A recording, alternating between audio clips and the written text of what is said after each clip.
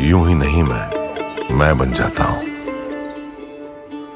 कुदरत के कोने कोने से खूबियां खोज लाता हूं। गुणवत्ता की गहराइयों का गोताखोर हूं मैं।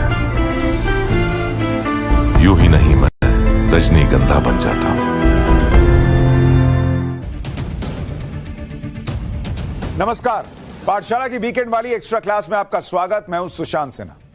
महाकुंभ में उमड़ी भीड़ और महाकुंभ से हुई आय से भरे यूपी सरकार के खजाने को देखकर कांग्रेस की आंखें फटी की फटी रह गई।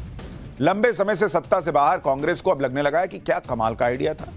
इतना पैसा पॉकेट में आ जाए तो कई रुके हुए काम हो जाए।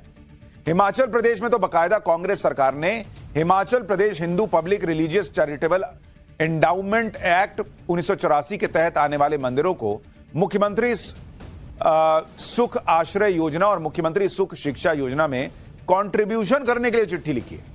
अब आप सोचिए जरा, क्या ऐसी चिट्ठी किसी कांग्रेस शासित राज्य में कांग्रेस सरकार ने वक्फ बोर्ड को लिखी है क्या? मतलब हिंदुओं के दान पर, हिंदू मंदिरों की आय पर तो कांग्रेस की नजर है, लेकिन वक्फ की तरफ तो देख भी नहीं सकती कांग्रेस। बीजेपी इसी मुद्दे को लेकर सवाल पूछ रही है कि आखिर वक्फ को दी गई छूट वर्सेस मंदिरों से लूट के पीछे का गणित क्या वोट बैंक वाला है? आज इसी मुद्दे पर बात करूंगा। पहले ये रिपोर्ट देखिए।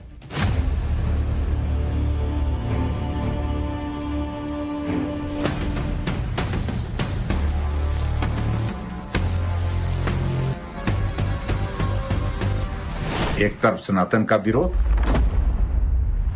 एक तरफ सनातन को गालियां, मंदिर से लेकर के सरकार खर्चा चलाने के लिए पैसा मांग रही है। दुर्भाग्यपूर्ण है। मुख्यमंत्री सुख आश्रय कोष के लिए सरकार की तरफ से बजट रखा गया है। कोई मंदिरों का पैसा उसमें देने की बात नहीं की गई है।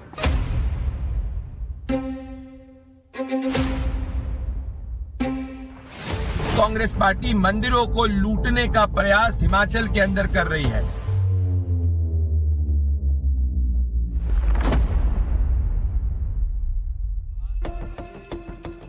प्रपंच कितने हो सकते हैं राजनीति में? मंच कितने सज सकते हैं राजनीति में? तंज कितने तरह से कसे जा सकते हैं राजनीति में? इसका कोई छोर नहीं, जैसे इसका छोर नहीं कि कितने रंग बदल सकते हैं राजनीति में।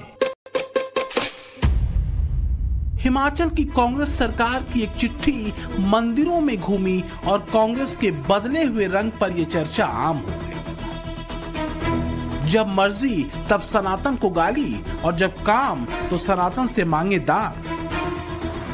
एक तरफ सनातन का विरोध, एक तरफ सनातन को गालियां और एक तरफ सनातन में जो आस्था रखते हैं, श्रद्धा रखते हैं, उनके खिलाफ टिप्पणियां करना कांग्रेस के नेताओं का, और उधर मंदिर से लेकर के सरकार खर्चा चलाने के लिए पैसा मांग रही है। दुर्भाग्यपूर्ण है और मुझे लगता है कि इस फैसले का विरोध होना चाहिए। दरअसल हुआ ये कि हिमाचल में कांग्रेस की सुक्खू सरकार ने एक चिट्ठी लिखी और इसी चिट्ठी ने न जाने कितने सवाल एक ही बार में हवा में उछाल दिए। सवाल इसी चिट्ठी से उठे और ये चिट्ठी लिखी गई हिमाचल की कांग्रेस सरकार की तरफ से। चिट्ठी लिखी गई थी राज्य में चल रहे सभी मंदिरों और उनको चलाने वाले डिप्टी कमिश्नर के नाम। अब जरा चिट्ठी का विषय देखिए। ये बता रहा है कि कांग्रेस सरकार मंदिरों से क्या चाहती है।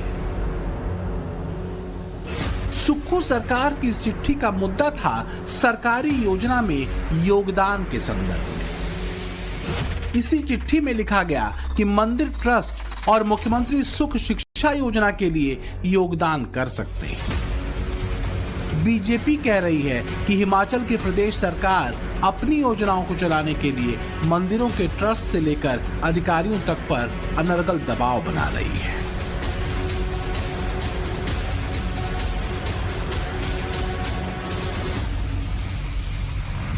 विचित्र परिस्थिति है हिमाचल प्रदेश सरकार की।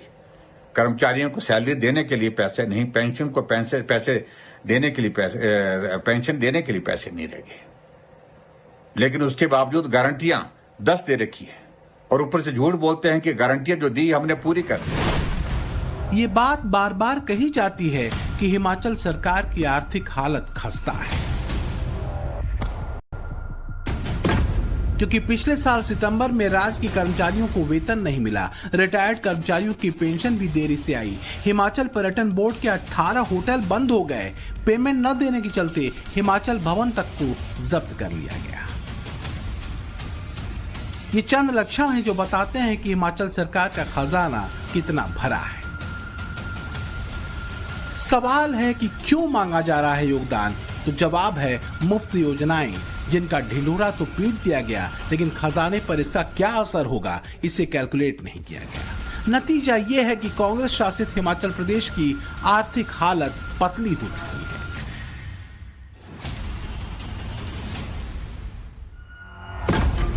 95,000 करोड़ के कर्ज में डूबी सरकार क्या मंदिर के दान के भरोसे चलेगी?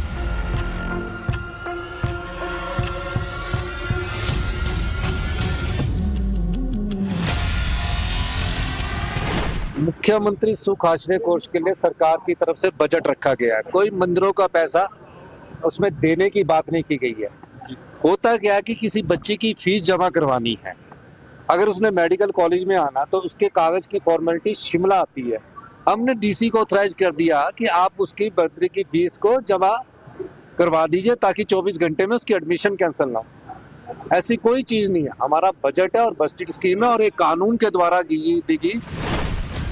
तो सवाल वही है कि क्या मंदिरों से पैसा सरकार अपनी योजनाओं के लिए ले सकती है?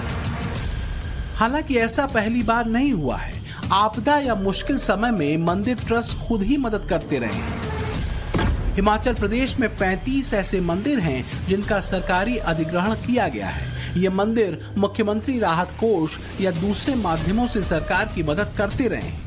लेकिन ध्यान रखिए, मंदिरों की तरफ से ये पैसा किसी दुर्घटना या आपदा की स्थिति में ही सहायता के तौर पर दिया जाता रहा है।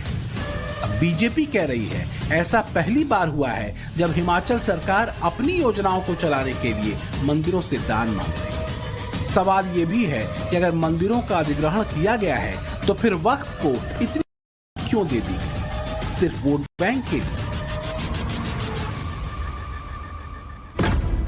क्या आर्थिक योगदान वक्फ बोर्ड से मांगा गया? बीजेपी आरोप लगाती है कि मामला वक्फ को छूट और मंदिरों से लूट वाला है। सवाल ये भी है कि मंदिरों की संपत्ति और पैसे पर कांग्रेस की नजर क्यों रहती है? जिस कांग्रेस पार्टी ने दिल्ली की 120 से ज्यादा प्राइम प्रॉपर्टीज वक्फ के नाम पे कर दी, जो कांग्रेस पार्टी ने वक्फ को एक लैंड माफिया के रूप में इस देश में चलने दिया, आज वही कांग्रेस पार्टी मंदिरों को लूटने का प्रयास हिमाचल के अंदर कर रही है। अगर इनकी नीति और नीयत साफ होती तो ये वक्फ को जमीन नहीं देते। इसीलिए मंदिरों से पैसा लूटने की बात करते हैं और जमीनों को वक्फ को गिफ्ट करते हैं। तभी हम कहते हैं राहुल गांधी की कांग्रेस सनातन विरोधी कांग्रेस है। वक्फ संशोधन बिल पर संसद में छाती पीट रहे विपक्ष पर बीजेपी पहले भी तुष्टीकरण के आरोप लगाती रही है। हिमाचल में मंदिरों से सहयोग मांगने पर सवाल खड़े नहीं होते अगर इतिहास में वोट बैंक की महत्वाकांक्षाओं के चलते तत्कालीन कांग्रेस सरकार ने वक्फ बोर्ड को एक तरफा शक्ति देने का काम पूरा नहीं किया होता। यही वजह है कि जब हिमाचल में मंदिरों की संपत्ति या दान पेटी पर कांग्रेस सरकार की नजर गड़ी तो सवाल उठने लगे। लेकिन बात यही खत्म नहीं हुई। सोशल मीडिया पर कांग्रेस अध्यक्ष मल्लिकार्जुन खड़गे के महाकुंभ को लेकर दिए गए बयान को शेयर करते हुए सवाल पूछा गया कि अब क्यों सनातनियों के भरोसे हिमाचल सरकार अपनी गरीबी दूर करना चाहती है। अरे भाई, गंगा में डुबकी लेने से गरीबी दूर होती क्या? आपको खाना मिलता पेट को? मैं किसी की आस्था के ऊपर ठोस नहीं लगाना चाहता हूं। अगर किसी को दुख हुआ तो मैं माफी चाहता हूं। तो ये लोग जाकर हजारों रुपए खर्च करके कंपटीशन पे डुबकियां मार रहे। कंपटीशन में एक डुबकी मारता दूसरा, और जब तक वो टीवी में अच्छा नहीं आता तब तक डुबकी मारते रहते। लेकिन सनातन आस्था पर परोक्ष और प्रत्यक्ष हमले करने वाली कांग्रेस को जब एक स्टेट में अपनी सरकारी योजनाएं चलाने के लिए पैसे की जरूरत होती है तो वो मंदिर को पत्र लिखती है, वक्फ बोर्ड को नहीं। न उस पर एक शब्द कहती है। क्या इसलिए क्योंकि हिंदुओं की आस्था पर हमले करने और उसकी संपत्ति पर नजर गड़ाने से वोट बैंक तुष्ट होता है। ये वही कांग्रेस है जिसके अध्यक्ष के बेटे सनातन को कोसते हैं। ये वही कांग्रेस है जो इंडी गठबंधन में उनके साथ गलबैयां करती है, जो सनातन के समूल नाश का प्रण लेते हैं। ये वही कांग्रेस है जिसके अध्यक्ष मानते हैं कि हिंदुओं के गंगा स्नान से गरीबी दूर नहीं होती। अब कांग्रेस पार्टी की एक राज्य सरकार अपनी स्कीम को चलाने के लिए हिंदू मंदिरों का फंड चाहती है। मतलब वक्फ को छूट, वक्फ को दिए गए एक तरफा अधिकार पर कोई सवाल उठाए तो वो कट्टरपंथी। लेकिन अगर हिंदू मंदिरों और हिंदू ट्रस्ट से होने वाली कमाई कांग्रेस सरकार को चाहिए, क्यों भाई? तो क्या राहुल गांधी का खटाखट प्लान यही था? ये तो हम पहले ही बता चुके हैं कि हिमाचल प्रदेश में 35 मंदिरों का सरकारी अधिग्रहण हुआ है। अब इन मंदिरों की संपत्ति पर नजर टिकने का कारण क्या है, इसे भी समझिए। इसे आप कुछ खास मंदिरों की संपत्ति से समझ सकते हैं। जैसे चिंतापूर्णी मंदिर का फिक्स डिपॉजिट करीब 102 करोड़ का है। मंदिर के पास 2 क्विंटल सोना है और 72 क्विंटल चांदी। इसी तरह नैना देवी मंदिर की कुल 60 करोड़ की राशि फिक्स डिपॉजिट में है। मंदिर के पास 2 क्विंटल सोना है और 73 क्विंटल चांदी। बाबा बालकनाथ मंदिर का फिक्स डिपॉजिट 29 करोड़ का है। मंदिर के पास 27 किलोग्राम सोना है और 4 क्विंटल चांदी। तो वहीं ज्वाला देवी मंदिर के खाते में 3.5 करोड़ रुपए कैश है, 23 किलो सोना है और 890 किलो चांदी। लेकिन मंदिरों पर सरकारी नियंत्रणों की बात सिर्फ हिमाचल प्रदेश की नहीं है। देश में करीब 4 लाख मंदिरों पर सरकारों का नियंत्रण है। इस नियंत्रण को संविधान की मूल भावना के खिलाफ मानते हुए कई हिंदू संगठन सुप्रीम कोर्ट तक का दरवाजा खटखटा चुके हैं। बात सरकारी नियंत्रण से ज्यादा एक तरफा नियंत्रण की है। अगर वक्फ बोर्ड को असीमित अधिकार देकर उसे तत्कालीन कांग्रेस सरकार ने इतना शक्तिशाली बना दिया कि वक्फ बोर्ड संसद और महाकुंभ की जमीन तक पर सनक की हद तक अधिकार जताने लगे, तो फिर मंदिरों और उनके ट्रस्ट को ऐसे अधिकार क्यों नहीं दिए गए? साल 1995 में और साल 2013 में कांग्रेस सरकार के दौर में वक्फ को चुपचाप एक तरफा ताकत दी गई थी और ऐसे प्रावधान किए गए जो इस्लामिक लॉ के मुताबिक नहीं थे। जैसे वक्फ बाय यूजर, जिसे 1995 में नरसिम्हा राव सरकार ने जोड़ा था। यह कानून दुनिया के किसी भी इस्लामिक देश में नहीं है। इसी तरह 2013 में संशोधन हुआ और वक्फ बोर्डों को संपत्ति छीनने की असीमित शक्तियां दी गई, जिसने वादी को न्यायपालिका से न्याय मांगने तक का अधिकार छीन लिया। कांग्रेस ने तुष्टीकरण के लिए कानून बनाए, सुप्रीम कोर्ट के आदेश तक की परवाह नहीं की। इसका एक उदाहरण वक्फ बोर्ड है। संविधान में वक्फ कानून का कोई स्थान ही नहीं है। ये इसलिए किया गया ताकि कांग्रेस के परिवार का वोट बैंक बढ़ सके। मतलब एक तरह से खुली छूट मिल गई कि वक्फ जिस जमीन पर उंगली रख दे वो संपत्ति उसकी। अब जरा समझिए, एक तरफ तो कांग्रेस ने कोई कसर नहीं छोड़ी कि वक्फ बोर्ड को बेतहाशा और एक तरफा शक्ति दे दी जाए, दूसरी तरफ कांग्रेस की सरकार जहां भी है उसकी नजर सनातन मंदिरों और उसकी दान पेटी पर है। एक तरफ हिमाचल में मंदिरों के फंड से सरकारी योजनाओं को चलाने की कोशिश हो रही है। यहां मैं यह भी याद दिला दूं कि फरवरी 2024 में कर्नाटक की कांग्रेस सरकार ने 1 करोड़ से ज्यादा रेवेन्यू वाले मंदिरों के चढ़ावे पर 10% टैक्स का बिल विधानसभा से पास किया था, जिसे राज्यपाल की मंजूरी नहीं मिली। दूसरी तरफ कांग्रेस समेत लगभग समूचा विपक्ष 1995 के वक्फ कानून में बदलाव के खिलाफ खड़ा हुआ है। जेपीसी की मीटिंग्स में हंगामे कर चुका है, जबकि 1995 के वक्फ कानून को बीजेपी मनमानी करने की छूट देने वाला कानून बताती है। तो क्या मुस्लिम वोट बैंक के तुष्टीकरण के लिए हिंदुओं के लिए अलग रूल चलेगा और मुसलमानों के लिए अलग रूल?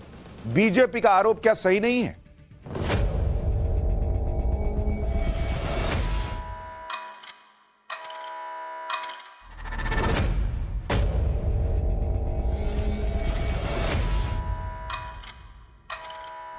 हिंदू धार्मिक स्थलों पर सरकार के नियंत्रण के पीछे वैसे तो कई तरह के तर्क दिए जाते हैं, तो दूसरी तरफ हिंदू संगठन इस तरह के कदम को एक तरफा और अन्यायपूर्ण मानते रहे।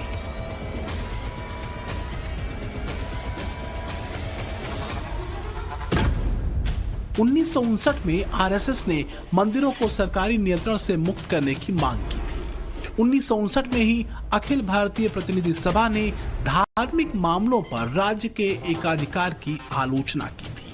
2023 में मध्य प्रदेश सरकार ने मंदिरों पर राज्य की निगरानी में ढील देने के लिए कदम उठाए, लेकिन बीजेपी आरोप लगाती है कि कर्नाटक हो या हिमाचल, दोनों ही जगहों पर मंदिरों की दान पेटी पर कांग्रेस की नजर अटकी